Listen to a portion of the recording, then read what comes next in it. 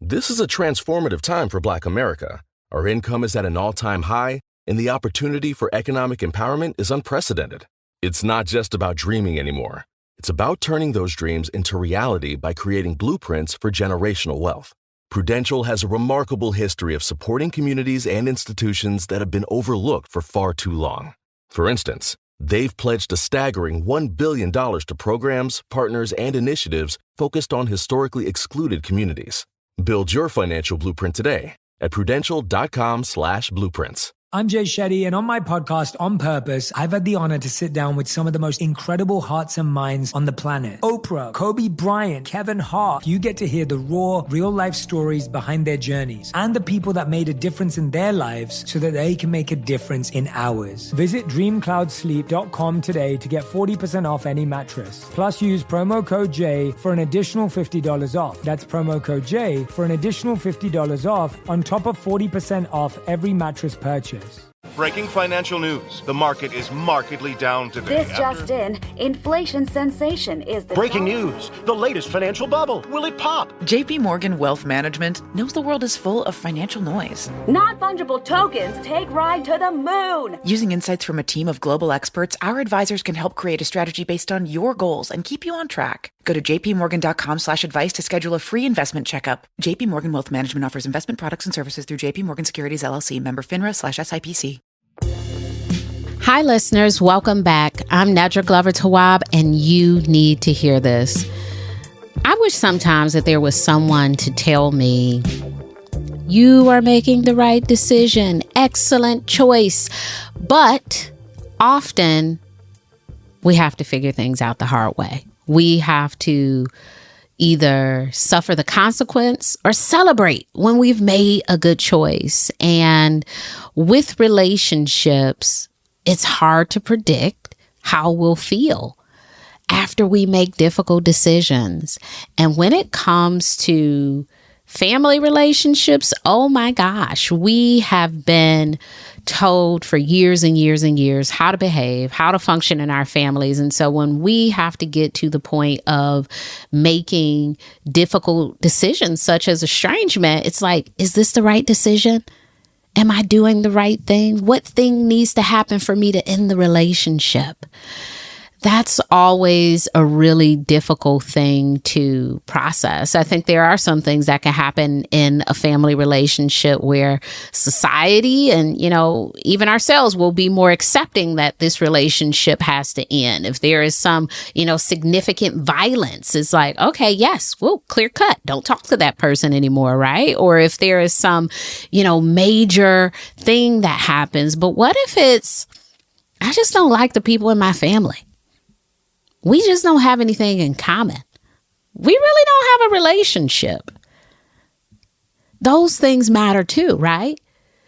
But many of us feel the pressure. We feel the need to stay in those situations, whether we feel uncomfortable, anxious. It's like, stay in those situations because guess what? It's your family. Push your anxiety to the side. You should talk to these people. Maybe you don't have anything to talk about. You should listen to them talk. Just be in the relationship.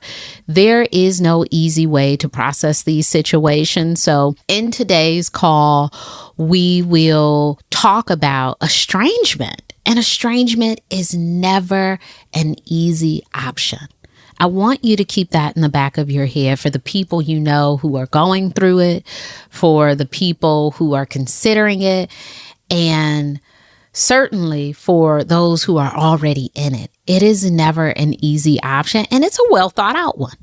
Many times we think estrangement is abrupt. Like this person called and you were like, nope, never talking to them again. It takes lots of time. Many times you are reflecting, you are taking years and months and really trying to be in a relationship. So when it gets to the point of, I don't think I can do this anymore, it has typically come from years and years of trying.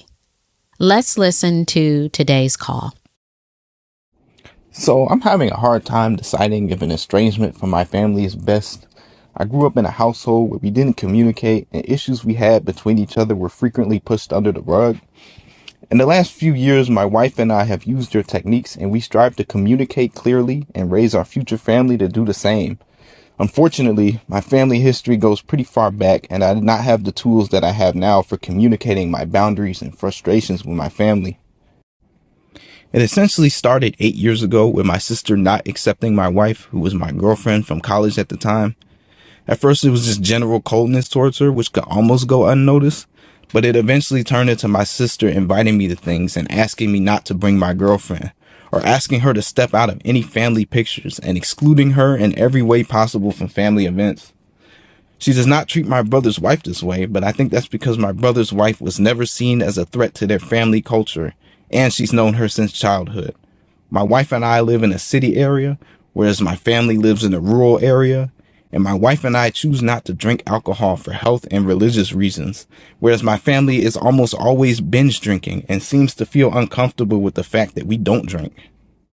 Drinking is like a mirror for some people. When you say, I don't drink, they're like, what's wrong with my drinking? You've said nothing about their drinking, their lifestyle choices, but it certainly makes them think that you're saying something about them. This can be, with family, at work, and social environments. I've seen it play out. If you turn down a drink, they get really uncomfortable about their drinking. So what do? They're like, okay, you need to drink. Are you sick? What's going on? Are you on medicine? It's almost like there has to be a significant reason that you're not drinking. And just saying, I don't want to. I don't like the taste of alcohol. Or religiously, I've even heard people say, well, there was wine in the Bible. So people come up with all sorts of reasons for you to do what they're doing, because guess what? It makes them more comfortable doing these things that you don't do anymore. And so they're saying, if you are just like me, we could just be really comfortable in this relationship. If you are different from me, we will be uncomfortable. And boy, won't they make it uncomfortable. They will make it uncomfortable. They will talk about it. They will bring it up. It will be a whole thing around drinking. So that is a common challenge in family relationships, particularly at gatherings. Even if you're the person hosting the gathering and you don't have alcohol there, it's like, you don't have any alcohol here? Should we go to the store? It's like, no, I just wanted lemonade and tea. I don't drink, and it wasn't on the menu. So it can be a really tough conversation, particularly in families where binge drinking is a thing. They may see that you are noticing their behaviors that they're not ready to maybe change or accept or do anything about. And so if you're not doing those things, they see that as judgment. It's like, oh, you're walking around judging me. And it's like, I'm actually judging myself. I don't want to do it. I'm thinking about myself and being very selfish in this decision. It really has nothing to do with you.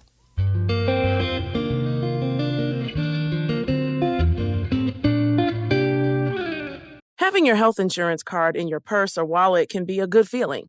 It makes you think, okay, cool. If I get sick or injured, I'm covered. Except you may not be as covered as you think. There could be gaps in your healthcare coverage. It's true. Even with major medical coverage, there can still be out-of-pocket costs and expenses. But that's where Aflac comes in. Aflac is a leader in supplemental insurance. They can help close the gap between what your health insurance covers and what it doesn't. When you're sick or injured, bills can rack up fast. Aflac pays cash that can be put towards medical expenses like copays, and even non-medical expenses like groceries or rent. Look, getting sick or injured can happen, but financial hardship doesn't have to. Get help with expenses health insurance doesn't cover. Visit aflac.com to learn more. Breaking financial news. The market is markedly down today. This just in, inflation sensation is the Breaking news. The latest financial bubble. Will it pop? JP Morgan Wealth Management knows the world is full of financial noise. Non-fungible tokens take ride to the moon. Using insights from a team of global experts, our advisors can help create a strategy based on your goals and keep you on track. Go to jpmorgan.com/advice to schedule a free investment checkup. JP Morgan Wealth Management offers investment products and services through JP Morgan Securities LLC, member FINRA/SIPC. Hi, I'm Cindy Crawford, and I'm the founder of Meaningful Beauty. When Dr. Sabah and I decided to do a skincare line together, he said to me, we are going to give women meaningful beauty. And I said, that's exactly right. We want to give women meaningful beauty, which means each and every product is meaningful. It has a reason to exist. It's efficacious. You're going to get results. And then you just go out and live your life. Meaningful beauty. Confidence is beautiful. Learn more at meaningfulbeauty.com. Let's keep listening. Shortly before our wedding 5 years ago, I confronted my sister about the way she excludes my wife and treats us like we are invisible. She told me that she cannot accept my wife into the family because she didn't come to enough family events in the 3 years we dated before marriage. And she told me I wasn't acting like her brother anymore. I told my mother about this interaction and asked for help, and she told me to try harder, while she ignored her behavior and chose to continue supporting my sister's housing, schooling, and daily errands. Afterwards, my family continued to pretend to be one happy family, and my wife and I continued to attend the larger family events where we would casually avoid my sister and not really talk to her. We were still cordial overall, and my wife has always been very kind to my sister, so I'm not quite sure what we did wrong in the first place, other than not attending enough family events, as my sister says. We moved 2 hours away after marriage for our career choice. My family tells us they never see us, but they refuse to drive our way. And it's a lot of work for us to drive 2 hours to family events to be ignored by my sister and parents. Last year, my sister got married and her fiance called us drunk 1 month before the wedding, asking me to get a suit and be a groomsman. I told him no because it was last minute and said that I would like to work on the relationship before committing to something like that. My sister's fiance agreed that the relationship between my sister and I was poor and that he wanted it to be better. After her fiance's call, I texted my sister and offered to work on the relationship if she ever wanted to talk, but she never responded to my text. I felt pretty rejected and like I had my answer. Later, my mom called me and was upset I refused to be a groomsman. My mom said she doesn't like the way my sister and I don't talk and said that my wife must have just got off on the wrong foot and told me to try harder. I told my mom that I contacted my sister about working on the relationship and she ghosted me. But my mother still blames me for our strained relationship and has done more harm than help between my sister and I. Enough family events, huh? You know, how many was enough? Was there like some tally that you didn't know about? Like if this person comes to 8 family events, they would be accepted into the family? Was it 10? Was it 12? That's a pretty vague response for disliking someone. You know, I don't like them because they didn't come to enough family events. I wonder if it's much harder to say, you know, I really don't have a reason. I just don't like this person. She reminds me of my 3rd grade teacher.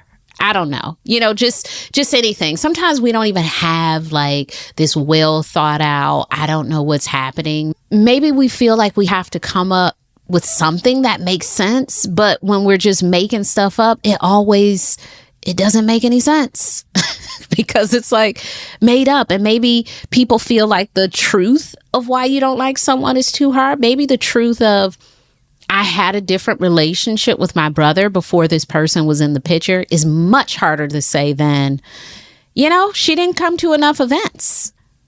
Maybe, you know, you think like if I say this thing, this will get them off my back. And it's like that thing is not what makes the most sense. And it truly can't speak to what this situation is. So there has to be something else going on here.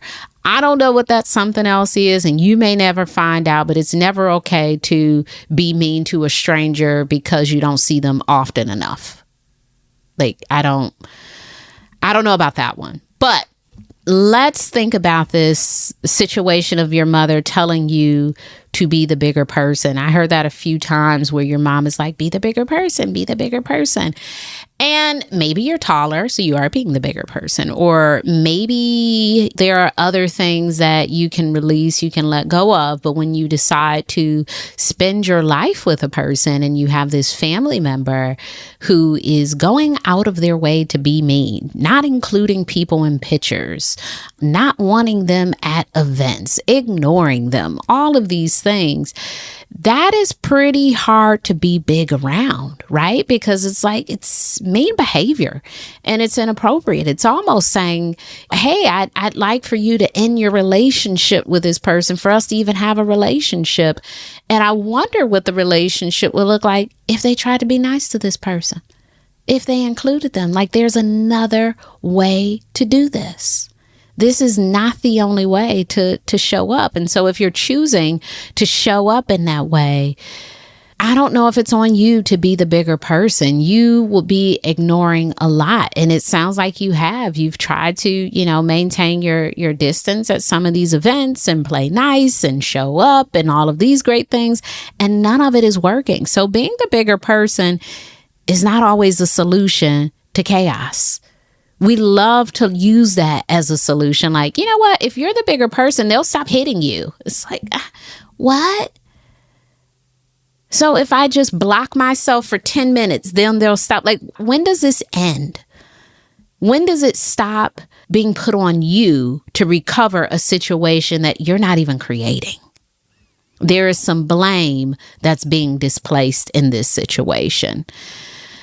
In terms of the expectations for distance, you are talking to a person who left their home city and moved 10 hours away. And I will say that for some family members, that can be very challenging. And the expectations around living away can sometimes look like, well, you moved, so you visit, right? It's like, you moved away, so you're responsible for visiting. We don't have to come see you. That is an interesting way to think. And what typically happens is some resentment sets in and you're like, you know what? Well, if it's not important for you to see me, I don't care about seeing you anymore.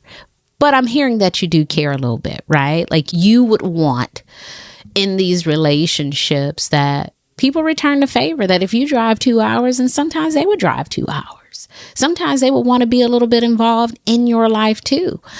The way that this typically happens is, what's happening with you, where it's like, no, we refuse to visit you. And then there's this one person who's always doing the visiting. And for some people, that's okay. They love going back home. They love seeing their family in this familiar environment. And for other people, it's like, I want to see you here. And it sounds like you've been very clear about that. Like, hey, we'd like you to visit, and your family is letting you know, we're not visiting. You chose to move away to that job far away. We don't need to visit you. If you want to see us, you come here. With that information, you get to decide what you do with it. I don't know if there's a right or wrong there. You can take that information and say, hey, I'm not going back to visit them. Or you could take that information and say, I'll go for these big events, or, I'll go every other weekend. It's really your choice and how much you want to be connected to them. There is no right or wrong there. That's the challenging thing about making difficult decisions. We try to think of them as right or wrong decisions instead of difficult. It's like, is this decision right or wrong? And it's like, no, it's just challenging. It's just a hard decision. I don't know if it's a law to be broken in this decision. I don't know if something will happen if you make this decision. It's just a really hard one. And it seems like you have chose for some time to continue to make that drive for 2 hours to visit your family. But I wonder, what is it doing to the relationship? When we're doing things and we feel like we're not being treated fairly and the love is not being reciprocated, that resentment comes up and it starts to look like, why am I seeing these people anyway? They don't even come to see me. Why am I going out of my way to operate in their space and they won't even operate in my space? For me, it has looked like when I go back to Detroit, it's like, hey, this is the space I'll be. If you want to come to this space to see me, you can. I'm not driving all over the city to see people. I've already come 800 miles. I'm not driving 2 more. I'm not driving 1.5 more unless you're 90. So that's my position. And then also, I will visit as often as I feel the need to visit. Sometimes it has been multiple times a year. Sometimes it has been no year. So it really depends on what feels okay, what feels good. There is no right or wrong. There's certainly the opportunity for people to come and visit me. Some people, not all.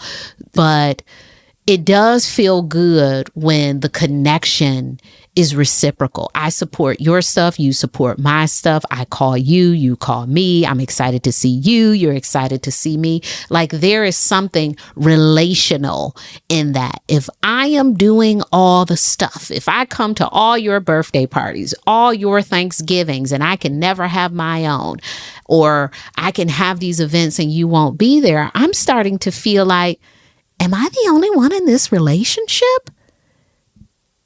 It's like, I just need to put a little picture of you at the table because that is the way I'll have to remember you in my life, because you actually won't be here. It'll just be you in my mind. There will be this picture, but no person.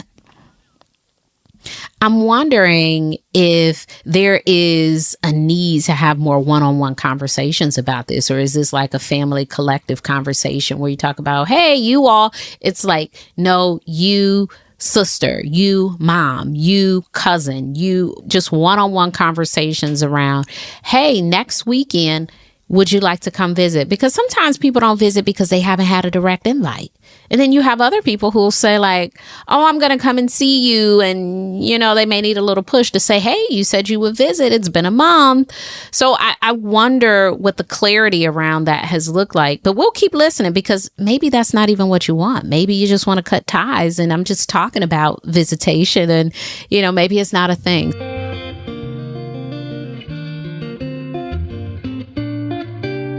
So let's keep listening. Having your health insurance card in your purse or wallet can be a good feeling. It makes you think, okay, cool. If I get sick or injured, I'm covered. Except you may not be as covered as you think. There could be gaps in your healthcare coverage. It's true. Even with major medical coverage, there can still be out-of-pocket costs and expenses. But that's where Aflac comes in. Aflac is a leader in supplemental insurance. They can help close the gap between what your health insurance covers and what it doesn't. When you're sick or injured, bills can rack up fast. Aflac pays cash that can be put towards medical expenses like copays, and even non-medical expenses like groceries or rent. Look, getting sick or injured can happen, but financial hardship doesn't have to. Get help with expenses health insurance doesn't cover. Visit aflac.com to learn more. Bases loaded, risk basis up. Diversification yield curve risk market cap. JP Morgan Wealth Management knows the world is full of financial noise. Commodities, market cap, capital gains, capital gains. We help you cut through it. Securities. Trade online with our expert research and powerful screeners. Go to jpmorgan.com/trading to make online commission-free trades on stocks, ETFs, and options. JP Morgan Wealth Management offers investment products and services through JP Morgan Securities LLC, member FINRA/SIPC. Hi, I'm Cindy Crawford, and I'm the founder of Meaningful Beauty. When Dr. Sabah and I decided to do a skincare line together, he said to me, we are going to give women meaningful beauty. And I said, that's exactly right. We want to give women meaningful beauty, which means each and every product is meaningful. It has a reason to exist. It's efficacious. You're going to get results. And then you just go out and live your life. Meaningful Beauty. Confidence is beautiful. Learn more at meaningfulbeauty.com. In the last year or two, my sister has been more cordial towards us, but never more than a conversation about the weather or something bland like that.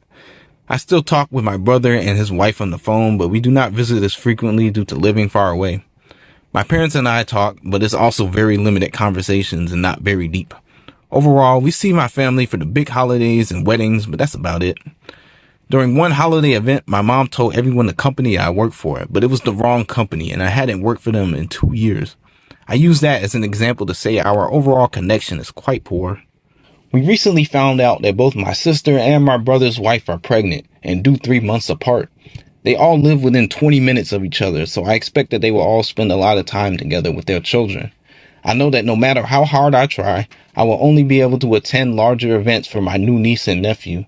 My wife and I have not been able to have children yet, and we are struggling to decide our level of involvement with my family. We find ourselves very stressed every time we attend their events, sometimes because we are the only ones that don't drink, but also because my family spends a lot of time together without us, and we feel very awkward and disconnected. Are you interested in improving the connection? Without lumping everyone together, which relationships do you want to be more involved in. Maybe it's a relationship with your mom or this family member or that family member. I'm hearing the conversation being centered around the family as a whole instead of looking at everyone as an individual. Maybe you're not ready to sever ties with your mom, but you might be ready to sever ties with your sister. I wonder how you can build those relationships out independently, even though they have relationships with these other people. I also wonder, as you're having these conversations with them, are you allowing them to remain surface level if you want them to be deeper? Are you asking questions? Are you saying, hey, I'm working at such and such? Or are you just, yeah, so the weather here is 65. Are you going along with the surface level conversations, or are you trying to go deeper? You know, sometimes people don't have the capacity for deep, and maybe you do. I'm hearing a shift in what you're desiring in the relationship. And so if it's your desire, I wonder if you need to lead the charge. If you are the person who needs to take some of these relationships deeper, you get to decide, you know, a little bit what these relationships look like. Now, if they're showing that they don't have the capacity for deeper, that's a different thing. But maybe they do. Maybe they do have some capacity to talk about things beyond the weather or beyond, you know, whatever sports teams. Oh my gosh. When people have surface level conversations and it involves sports, my eyes want to pop out my head. I'm not a big sports person. So it's like, okay, can we just talk about anything else? But, you know, it's where people go. You know, it's like, oh, your team this or your team that, or, oh, the weather here. It's like, okay, we're not talking about anything. And I really want to talk about something. How do we do that in other relationships? We just keep going. We just bring those things up. I can't think of friends that I've developed close relationships with where the conversation goes on about weather longer than 20 seconds or a sports team longer than 20 seconds. It's like, girl, it's hot here. Girl, it's cold here. Okay. So what happened so how do we go deeper with people and really build a relationship beyond this stuff? Because sometimes when we have differences, they don't know what to talk about with us. But I have found that all people have something. I might not be able to talk to you about self-help and psychology, but we can connect around gardening. You know, I'd love to know what you're planting right now. I'd love to know how your zinnias are growing. Have you had any butterflies in your garden? Okay, well, if we can't talk about gardening, I'd love to talk to you about shoe insoles and which ones you have found to be the most comfortable. Or if we can't talk about shoe insoles, I would love to talk, and on and on and on. So there is something we can talk about. You know, even if it's a past story, remember the time I put on my snowsuit and I forgot to put, whatever it is, it's something there, and we have to go beyond what our present is. Yeah, and maybe it's making a declaration. I don't want this anymore. I don't even want to talk about the weather. It's cold, it's hot, it's raining, it's cloudy. Got it. We have covered weather. Maybe not today's weather, but we have got weather. What are you watching on TV? What do you think about that character, Jack? You can shift those conversations to certainly make them a little bit deeper. If you start to do that and you feel like, oh my gosh, these folks don't have the capacity. They only want to talk about this thing. There is nothing there. Every time I try to talk about this, they bring it back to that. Then you are free to make a decision from there. The other thing I suggest is creating individual relationships, not this collective family as a unit thing. Everybody is an individual. They have different stuff. So try, really getting in on the one-on-one relationship. Lastly, I'm hearing a little bit of feeling left out.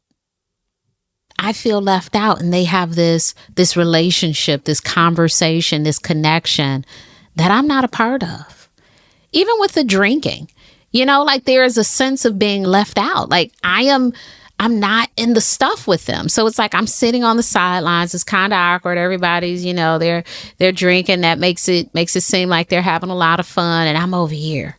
Or they're bringing up these things like, yeah, because last time, and it's like, oh, and I'm over here. this is something that happens and we don't talk about it enough when you start to make these changes in your life and you start to develop community and connection outside of your family. You go back to your family and you're like, are you my people? Are we still people? What can we talk about? I don't even like to talk about this stuff. And that's when we start to think about those relationships one-on-one, when we start to consider the value of them and maybe even nurture them in a different way. Let's keep listening. My mom stopped calling or texting us after she found out both of my siblings were pregnant. And I know she's busy, but it feels as though they have their happy family without us. If we want to maintain a relationship with them, we will have to do all the work and drive 2 hours to each event.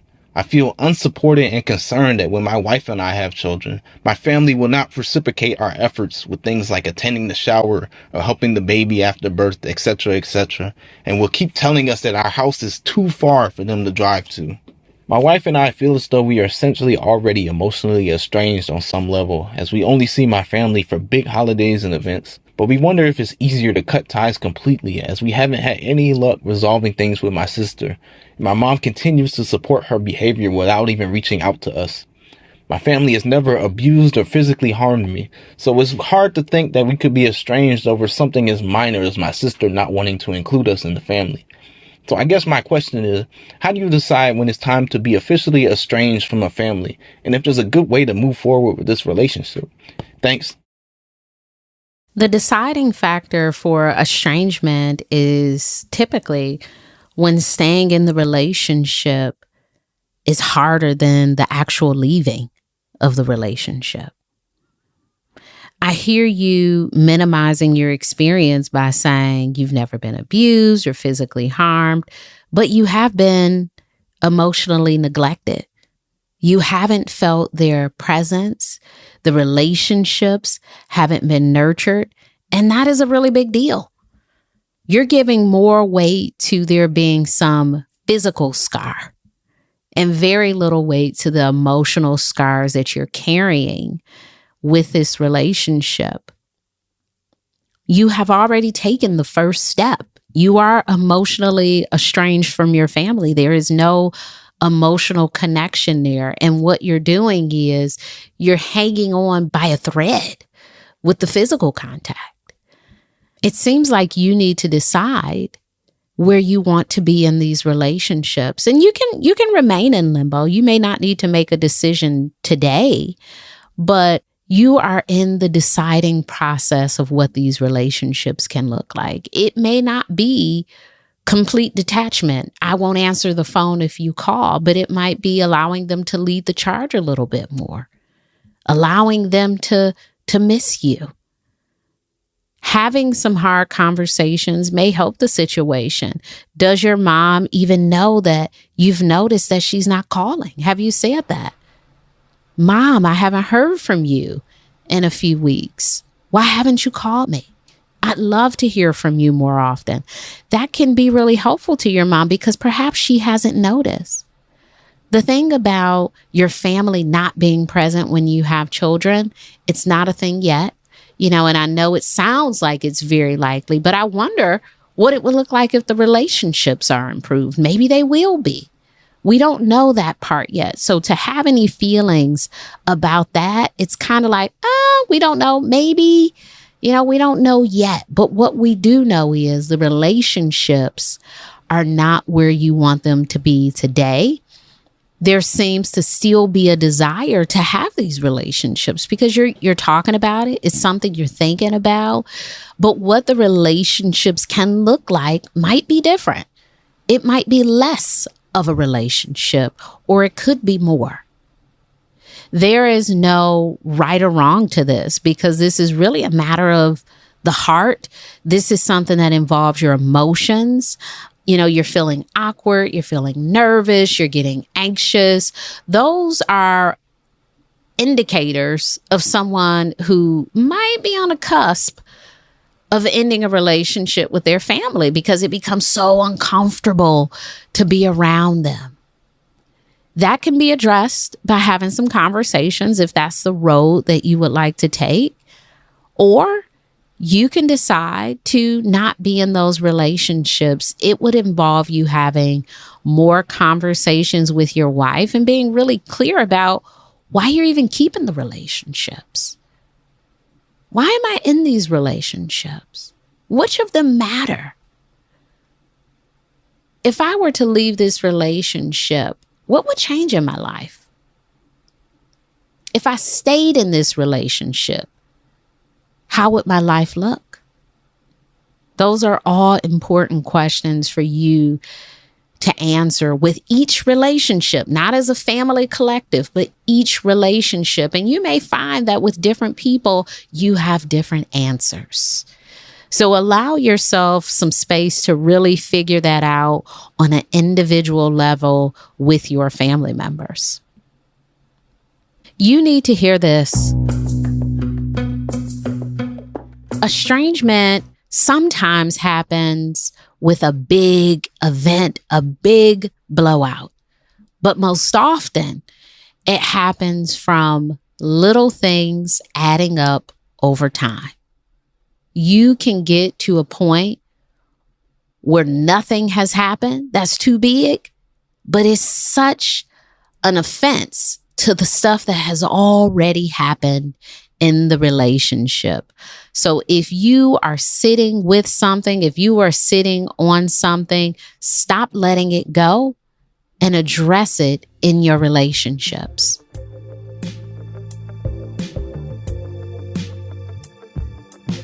You Need to Hear This is an iHeart production hosted by me, Nedra Glover Tawwab.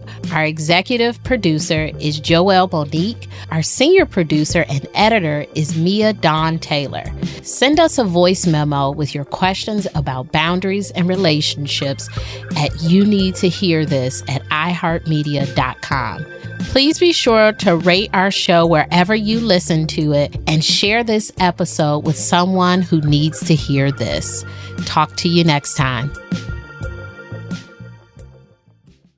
For some, today is an ordinary day. But for you, today could be the day you try a new McDonald's sauce for the first time. Maybe you'll dip a McCrispy sandwich into McDonald's Mambo sauce. Maybe you'll spread sweet and spicy jam onto your sausage egg McMuffin. Maybe you'll dip a McNugget in both sauces. Any day you try McDonald's new sweet and spicy jam and Mambo sauce will be a special day because their time in our famous sauce lineup is limited. At participating McDonald's for a limited time while supplies last. Ready to be inspired? I am Colleen Witt, the host of Eating While Broke podcast. Step into a world where I sit down to budget meals created by self-made entrepreneurs, influencers, and celebrities. Together, we revisit the very dishes that fueled their journey from humble beginnings. Every Thursday, listen to Eating While Broke on the Black Effect Podcast Network, iHeartRadio app, Apple Podcasts, or wherever you listen to your podcast. The Black Effect Podcast Network is brought to you by Uber. Earn like a boss at uber.com/boss. When you're an American Express Platinum card member, don't be surprised if you say things like, "Chef, what course are we on? I've lost count." Or, Shoot that! And even, Checkout's not until 4, so... Because the American Express Platinum Card offers access to exclusive reservations at renowned restaurants, elevated experiences at live events, and 4 p.m. late checkout at fine hotels and resorts booked through Amex Travel. See how to elevate your experiences at americanexpress.com/withAmex. Don't live life without it. Terms apply. Life without it. Terms apply. Life without it. Terms apply. Life without it. Terms apply. Life without it. Terms